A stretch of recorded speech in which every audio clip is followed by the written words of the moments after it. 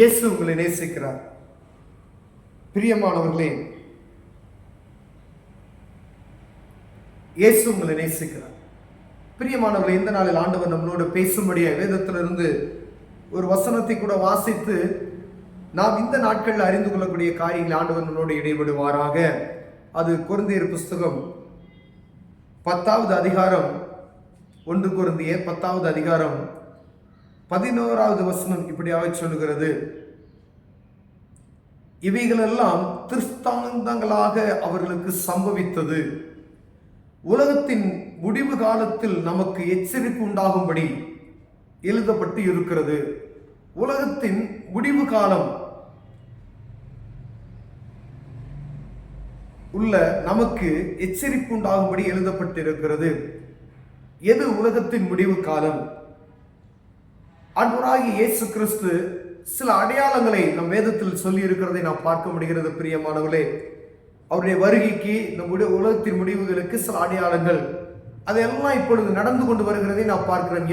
யுத்தங்களின் செய்திகளும், கொள்ளை நோய்களும், மனுஷருக்கு மனுஷன் அன்பு தனிந்து போக இப்படிப்பட்டதான் அநேக காரியங்கள் வேதத்தில் சொல்லின எல்லா காரியங்களும் நடந்து கொண்டு வருகிறதை நாம் ஒவ்வொரு நாளும் செய்தி வழிகளாய், தொலைக்காட்சி வழிகளாய் ஒவ்வொரு நாடுகளில் நடக்கக்கூடிய காரியங்களை நாம் பார்க்கிறோம். பிரியமானவர்களே, திருஷ்டாந்தங்களாக எழுதப்பட்டு இருக்கிறது என்று சொல்லப்பட்டு இருக்கிறது. எவைகள் எல்லாம் ஏன் இப்படி எல்லாம் அப்படின்னா பாருங்க, மேலுள்ள வசனங்கள் எல்லாம் பார்த்தோம் அப்படின்னு சொன்னால், சிலர் முறுமுறுத்து சங்காரக்காரர்களை அழிக்கப்பட்டார்கள்.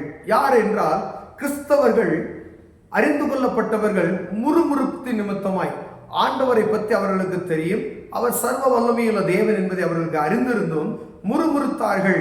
அப்பொழுது சங்காரக்காரனால் என்ன செய்யலாம், அழிக்கப்பட்டு போனார்கள் என்று வேதம் சொல்லுகிறது. பிரியமானவர்களே, ஒருவேளை ஆண்டவரை குறித்து ஏதோ ஒரு காரியத்துல நாம் செய்கிற தவறுகள் ஆண்டவரை முறுமுறுக்கிற காரியம் நமக்குள் இருக்கிறதா என்று பார்க்கும்படியே ஆண்டவர் உங்களோடு என்று பேசிக் கொண்டிருக்கிறார். பிரியமானவர்களே, தேவ சமூகத்துல உட்கார்ந்து அமர்ந்து ஆண்டவருடைய சமூகத்தை நோக்கி நாம் பார்க்கும்படி அழைக்கப்பட்டு இருக்கிறோம். அவரை முறுமுறுப்பதற்காக அல்ல, கர்த்தரை முறுமுறுத்தார்கள், சங்காரக்காரனால் அழிக்கப்பட்டார்கள் என்று வேதம் சொல்லுகிறது. பிரியமானவர்களே, அந்த முறுமுறுப்பு ஒரு நாள் நமக்குள் வராதபடிக்கு பாவம் செய்கிறவர்கள் நாம், ஆண்டவர் அற்புதம் செய்கிறவர். ஆனால் நம்மளுடைய முறுமுறுப்பு அவருக்கு கோபத்தை ஊட்டாதபடி பார்த்து கொள்ள வேண்டும். பிரியமானவர்களே, கிறிஸ்துவை பரீட்சை பார்த்து பாம்புகளால் அழிக்கப்பட்டு போனார்கள் என்று ஒரு வசனத்தில் எழுதப்பட்டிருக்கு.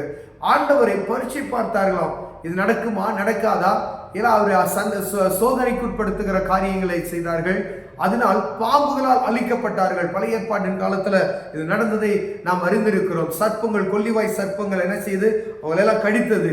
அது நிமித்தம் ஒரு ஜன கூட்டம் அழிந்து போனார்கள். பிரியமானவர்களே, நாம் அப்படிப்பட்டதான வாழ்க்கை நமக்குள்ளதா? கர்த்தருடைய பிள்ளைகளுக்கு, ஆண்டவர் தெய்வ பயம் உள்ள பிள்ளைகளுக்கு இப்படிப்பட்டதான காரியம் நமக்குள் இருக்கிறதா என்று பார்க்க முடியாது அழைக்கப்படும். ஒருவேளை ஏதோ பூமியில வாழ்ந்தோம், வேலைக்கு போனோம், வந்தோம் அப்படி என்றது மாத்திரம் அல்ல, இதற்கு அப்பாற்பட்ட ஒரு வாழ்க்கை இருக்கிறது என்பதை அறிந்து நம் வாழ்க்கையில் அனுதினமும் நான் செய்யக்கூடிய காரியங்கள், ஏதோ நம்ம ஓடிக்கிட்டு இருக்கோம், எல்லாம் செல்வம் இருக்கு, பணம் இருக்கு, எல்லாம் இருக்கு அப்படின்ற ஒரு காரியம் மாத்திரம் இல்லை, நம்முடைய சம்பாத்தியத்தினால இவைகளெல்லாம் நான் பெற்றுக்கொண்ட என்ற ஒரு கர்வத்தின் நிமித்தமாக இருக்கக்கூடிய அநேகம் பேர் உண்டு.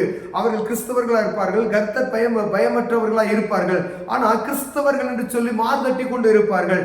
அப்படிப்பட்டவர்களுக்கு ஆண்டவர் சொல்லுகிறதாவது, கிறிஸ்துவை பரீட்சை பார்த்து பாம்புகளால் அழிக்கப்பட்டார்கள், அது போல நாமும் கிறிஸ்துவை பரீட்சை பாராது இருப்போமாக என்று வேதம் சொல்லுகிறது. பிரியமானவர்களே, விக்கிரக ஆராதனைக்காரரானார்கள் அப்படின்னு எழுதப்பட்டு இருக்கிறது. வானத்தையும் பூமியும் உண்டாக்கின தேவன் அவர் சர்வ வல்லமையுள்ளவர்.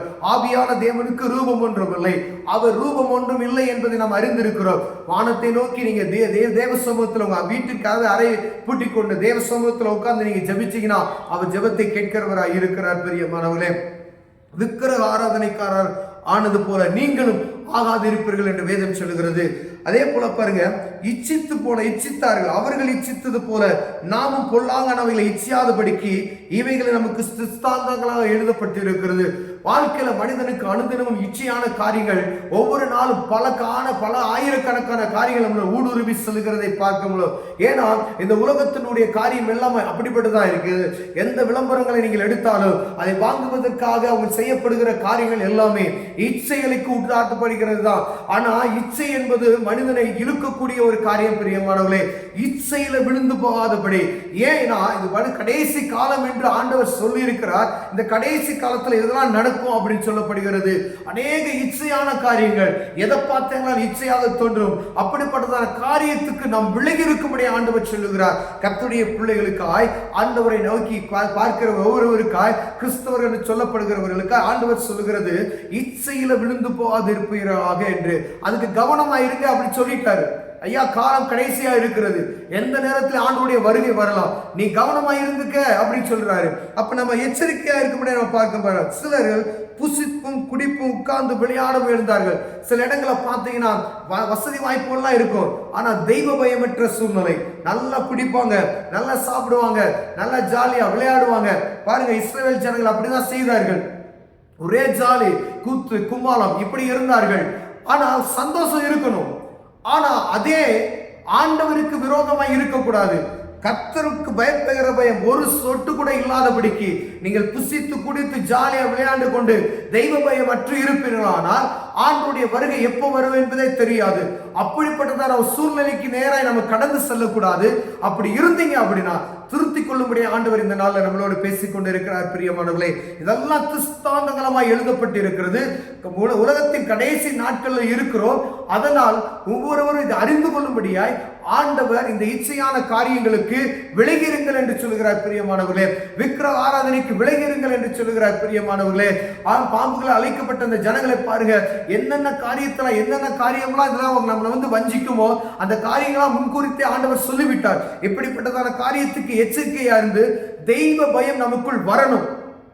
அந்த தெய்வ பயம் நமக்குள் இருந்தால் இப்படிப்பட்டதான காரியம் நமக்குள்ள வராது. ஒரு காரியத்தை செய்யும் போது இந்த காரியத்தை செய்யலாமா வேணாமான்னு சொல்லி நமக்குள்ள ஒன்று உண்டாகணும். பிரியமானவர்களே, இதை செய்யக்கூடாது அப்படி மனசுக்கு பட்டுச்சுன்னா அதை செய்யாம இருப்பதே நலம் என்று ஆண்டவர் சொல்லுகிறார். பிரியமானவர்களே, இப்படிப்பட்டதான காரியத்துக்கு கத்த நம்மளை விலக்கி காப்பாராக. கடைசி காலத்தில் இருக்கோம், ஆண்டவருடைய வருகைக்கு காத்திருப்போம். அங்கு ஆண்டவரோடு இணைந்திருக்கிற அவர் வரும்போது நம்ம எடுத்துக்கொள்ளப்படுகளாய் காணப்படும்படி அழைக்கப்படுகிறோம். கண்களை மூடுவோம். ஜெபம். அன்பின் தகப்பனே, நாளுக்காய் ஸ்தோத்திரம் ஆண்டவரே. அப்பா, திருஸ்தாந்தங்களாக எழுதப்பட்ட இந்த ஒவ்வொரு காரியம் எங்களுக்காக எழுதியிருக்கிறீர். பாவத்துக்கு விலகி ஓடும்படியா இப்படிப்பட்டதான காரியங்களை எழுதியிருக்கிறீயா, இவைகளுக்கெல்லாம் விலக்கிகளை பாதுகாத்துக் கொள்ளும். இயேசுவின் நாமத்தில் பிதாவே.